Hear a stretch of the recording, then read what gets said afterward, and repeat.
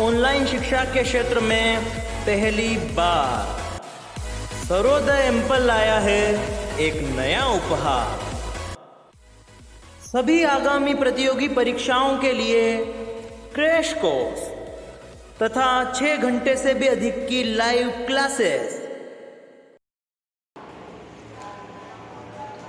सभी दोस्तों का स्वागत है हमारे शानदार दमदार क्रैश कोर्स में, जिसके अंतर्गत आपको केवल आपकी एग्जाम रिलेटेड चीज़ें पढ़ाई जाएगी और आप लोग इस तैयारी से जरूर सिलेक्शन पाएंगे, ये हमारा दावा है।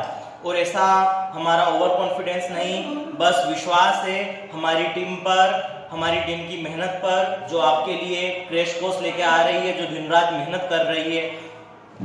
आप जानते नहीं किस प्रकार से हमने अपने आप को एक कमरे में बंद करके रखा है। ठीक है, तो अभी हम लोग बात कर रहे हैं अनुपात समानुपात की। क्या होता है अनुपात समानुपात?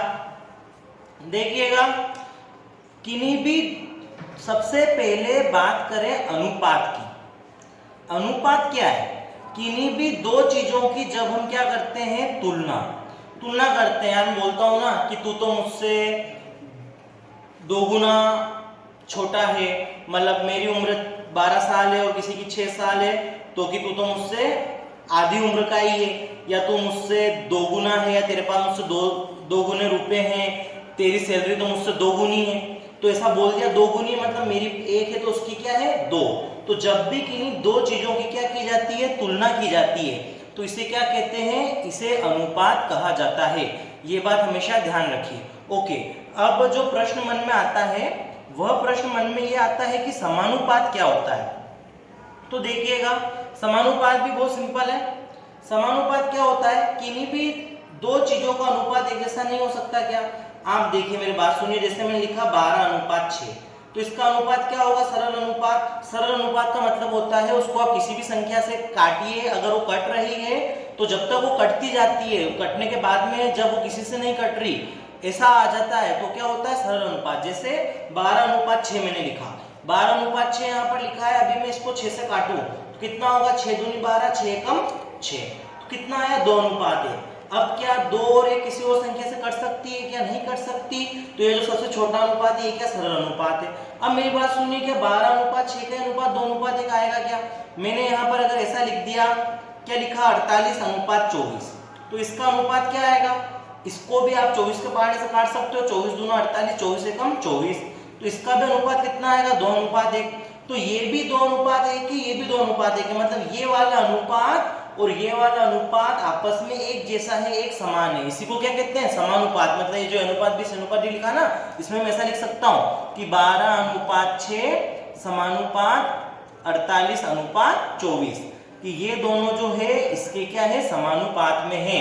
और यहाँ पर ध्यान रखिएगा, हमेशा जब भी कोई चीज ऐसे समानुपात में होती है, समानुपात देखो, अनुपात का मतलब तो बटा का चिन्ह, जैसे 12/6, और समानुपात का मतलब क्या? बराबर का चिन्ह।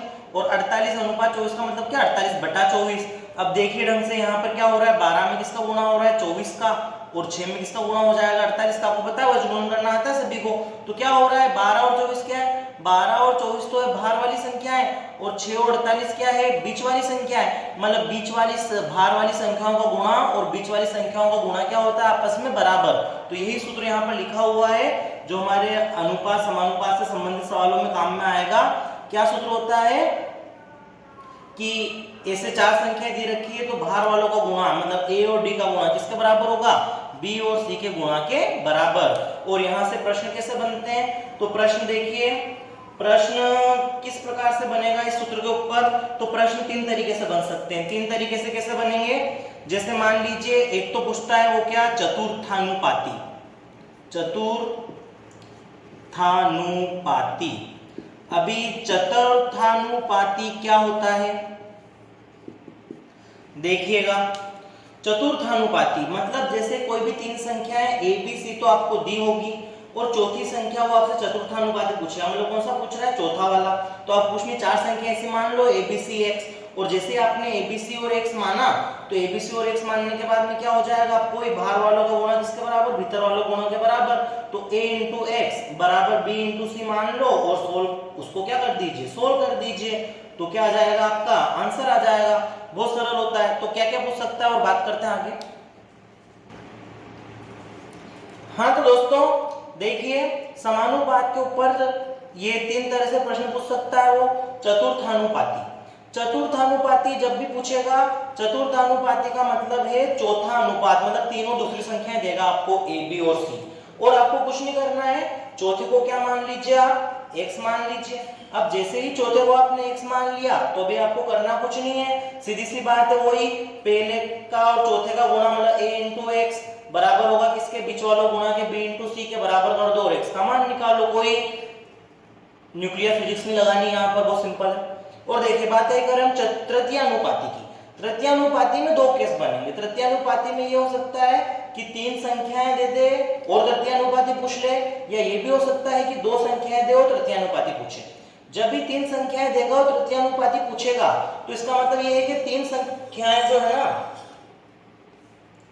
जो 3 संख्याएं आपकी होगी वो तीनों की तीनों संख्याएं आपकी, फर्स्ट को तो फर्स्ट मान लो, सेकंड को सेकंड मान लो, थर्ड को थर्ड की जगह तो x मान लो, और चौथे की जगह आपको क्या करना है, वो तीसरी वाली जो लास्ट में संख्या दे रखी है वो मान लेंगे। मतलब पहली दो तो पहली और दूसरी संख्या मान लेंगे, बीच में अपन तीसरे के लिए x मान लेंगे और चौथे को क्या मान लेंगे, c।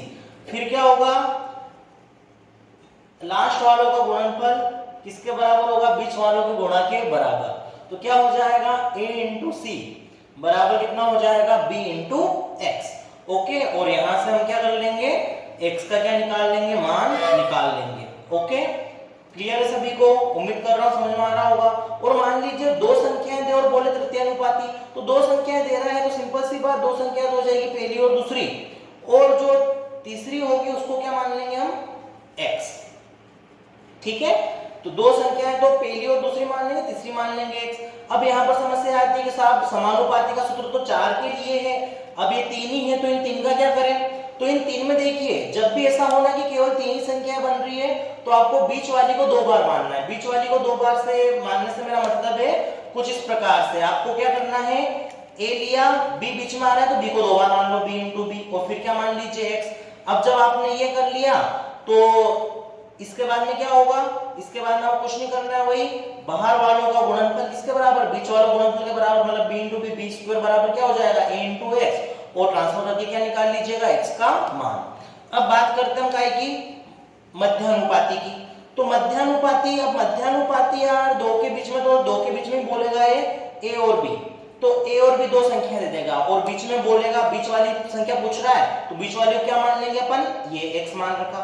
अब देखिए इसके लिए क्या होगा, इसके लिए वही, क्योंकि कैसे सोल्व करेंगे इसको, 3 ही संख्या है तो मैंने क्या बोला, समानुपात लगता 4 में, 3 ही है तो बीच वाले को कितनी बार मान लीजिए आप, 2 बार। तो बीच वाले को मैंने x क्या मान लूंगा, 2 बार मान लूंगा बीच वाली को, और x इंटू एक्स क्या हो जाएगा, x स्क्वायर, और x स्क्वायर बराबर कर दूंगा काय के, a इंटू बी के। जैसे इसको a इंटू बी के बराबर करोगे क्या आ जाएगा आपका आंसर। और चौथे नंबर पे मैं बात करूंगा क्या, प्रथमानुपाती की। प्रथमानुपाती, प्रथमानुपाती क्या होता है, प्रथमानुपाती के बारे में बात करें तो प्रथमानुपाती देखिए नाम से स्पष्ट है। प्रथम अनुपात, प्रथम अनुपात का मतलब क्या है कि जैसे कि कोई भी उसने 2 संख्याएं दे दे, 3 दे दे, कुछ भी दे दे, जैसे उसने 3 संख्याएं दे दी a b और c। ओके, तो तीनों संख्याएं तो उसने मुझे a b और c दे दी। अब क्या है, चौथी प्रथमानुपाती पूछ रहा है, तो प्रथमानुपाती मतलब ये प्रथम इनमें से कुछ भी नहीं है, तो ये तो क्या हो जाएगा, दूसरा, तीसरा और चौथा, और जो प्रथम होगा उसको मैं क्या मान लूंगा, x, और फिर करना कुछ भी नहीं है आपको, वही बाद बाहर वालों का गुणा किसके बराबर, बीच वालों गुणा के बराबर, मतलब x इंटू सी बराबर हो जाएगा a इंटू बी। कोई दिक्कत नहीं है, तो उम्मीद कर रहा हूं आपको समझ में आ रहा होगा। जैसे 2 संख्या देके प्रथमानुपाती पूछे तो क्या होगा, यदि 2 संख्या देके उसने आपसे प्रथमानुपाती पूछ लिया कि साहब a और b है तो प्रथमानुपाती याद करो, तो कैसे करोगे, तो कुछ नहीं है, प्रथमानुपाती मतलब ये तो बाद वाली संख्या, प्रथमानुपाती को क्या मान लो x, ये 3 संख्या हो गई। फिर वही बात, 3 संख्याओं में समानुपाती कैसे लगाएं, तो क्या तरीका सिखाया आपको 3 संख्याओं में समानुपाती लगाने का, बीच वाले को 2 बार मान लो, तो बीच वाले को 2 बार मानो, 4 संख्या हो जाएगी क्या, x a और b, और क्या होगा, वही बाद वाला गुणनफल, मतलब x इंटू बी किसके बराबर हो जाएगा, a इंटू a के बराबर। ठीक है, तो उम्मीद कर रहा हूं समझ में आया होगा। अब देखिए देखिए जहां तक बात रही प्रैक्टिस क्वेश्चन की, तो प्रैक्टिस क्वेश्चन हमने क्विज डाल रखा है, तो आप क्या कीजिए उस क्विज में वो सारे प्रैक्टिस क्वेश्चंस कीजिए, है ना। यहाँ पर ये क्रैश कोर्स है इसी और बहुत नॉर्मल सवाल हैं सारे, तो यहाँ पर प्रैक्टिस हम करवा नहीं सकते, फिर भी कोई दिक्कत नहीं है, आप ऐसे क्वेश्चन कीजिए कि हमारे क्विज के क्वेश्चन कीजिए सारे सोल्व। कोई भी आपको समस्या आती है तो डाउट पूछ लीजिए, आपके डाउट का तुरंत समाधान किया जाएगा।